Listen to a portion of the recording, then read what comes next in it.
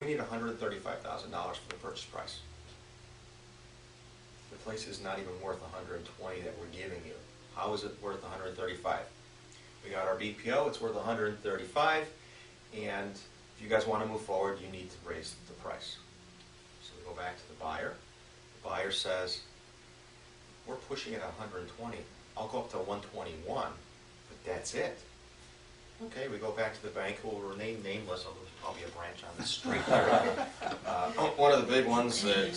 Red, white, and blue by any chance? No, they're my Oh, favorite. that's good. They're my favorite, just the blue and black. So, forget it. Not 135, deal's dead. Well, it's been a couple months now. My client's very frustrated as the seller. She says, forget it. I don't want to deal with the bank anymore. I don't want to do the short sale. I just want to give them the property back. There's a process called a deed in lieu of foreclosure, where instead of going through the whole foreclosure process, you basically negotiate with the bank, give them the property, and you walk away. My client's like, that's what I want to do. Please help me with it. Do they do deficiency judgments in those? Typically not. Okay. So they agreed to do, we decide we're going to do this. My client says, I want you to work on it. I said, fine, I don't care, whatever you want me to do. So we go and we resubmit all the paperwork to a different department. And of course they lose it 3 times, but they eventually find everything. I get a call from the negotiator. Okay, everything looks good on the deed in lieu. We had an appraisal done, and the appraisal came in at $52,000. I said, fantastic. All right. I go, you do understand that I had a contract last month for you to give you $120,000. She starts laughing. I go, obviously this isn't the first time you heard it. She goes, no. I go, okay.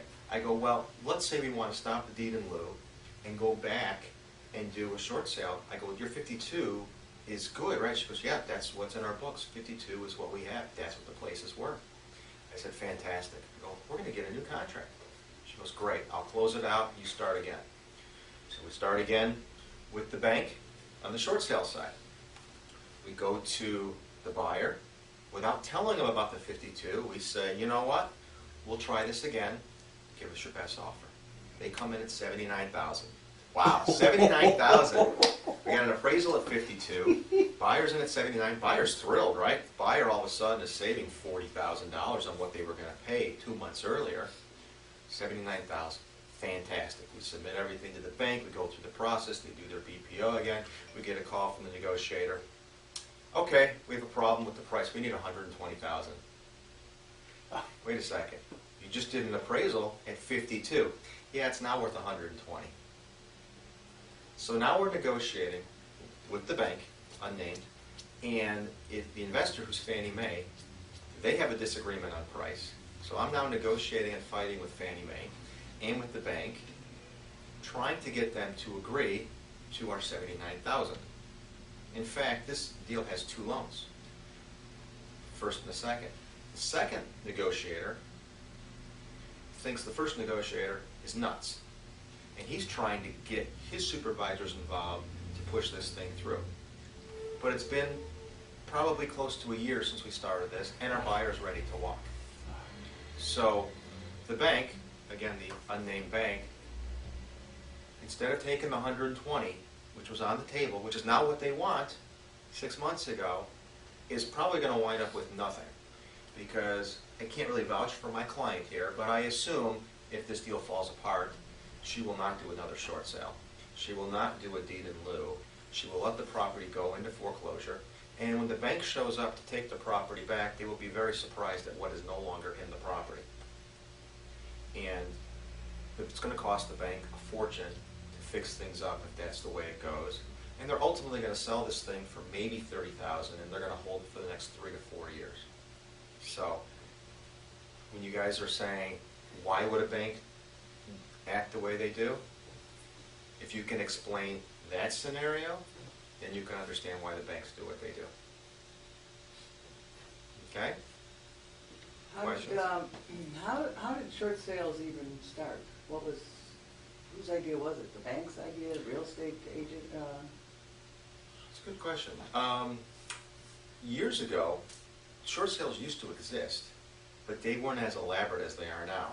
What would happen is you had a seller who was selling, and was short. So typically what happened is they brought money to closing. Yeah. And if there were times where they didn't have enough money to come to closing, we would be on the phone as the attorneys, and we would be negotiating with some vice president of the bank and saying, look, my client's going to walk away. My client, you want this foreclosure? You're not in the business of selling properties. That used to work when banks actually were scared of foreclosures. And you would be able to kind of negotiate a price. And maybe the seller had to bring some money to the closing, maybe you did some other stuff, but it was a lot more streamlined because you were dealing with, you know, a smaller bank, a loan committee or a VP or somebody that had a little more pull. Now you're ultimately dealing with an asset manager of some investor in New York City who knows nothing about price and is looking at a spreadsheet and knows that he's got to meet certain numbers or he's not going to get his bonus or he's going to get fired or whatever. So what happened was when the market tanked and price values went down, this kind of got resurrected from this thing that nobody was doing to all of a sudden the banks were flooded with these requests. And initially they were saying no, they weren't going to do them. Then they realized how much was out there. And so they slowly started developing, you know, short sale teams, short sale departments, forms and stuff. And then once that started going, good old federal government got involved and started creating federal programs to streamline the process, which has done nothing to streamline the process. I'm sure that shocks all of you to hear. So that's kind of how they, you know, developed over time. So today, do you know, do they add PMI now to, if as an investor, if we buy an income property, If you're are they gonna put a PMI on there whether you like it or not? if you're putting less than 20% down typically, Oh, okay. Yes. So otherwise. Or in a condo, it's 25%. or 25, and there's different rules because, yeah, on an investment, they may have a higher requirement. You know, there's still different loan value types and whatnot, but it comes down primarily to the Fannie Mae and Freddie Mac guidelines, which are constantly changing now because they see how they keep losing money. Yeah. I need to back up here again. Sure. As a buyer, Yes. how do you know you're about to enter and walk down the short sale path? Because I'm concerned that, you know, you might have gone out looking and contacted agents and you're about to start making offers. At what point do you know you're really dealing with a short sale? Well, an honest person will tell you, in the MLS, they'll say it's a short sale, okay?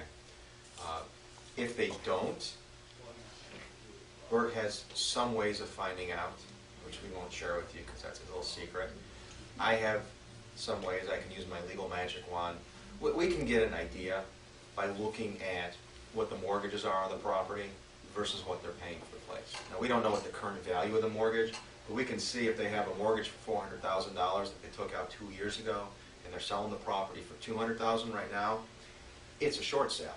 Now, do they have the $200,000 to come to the closing? Maybe. My guess is most cases probably not.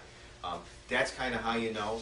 Most people will tell you, and the reason being, nobody wants to do this work if they're not going to get somewhere in the end. Okay? I have a special rider that I created out of using a dozen different short sale riders out there that I'm pretty insistent on using as a seller. I don't mind it as a buyer either, but I like to tell people up front, look, we're going to put a lot of time into this thing. You're going to have to do your inspection up front. You're going to have to start working on your mortgage. You're going to have to take it on faith that we're going to get this thing done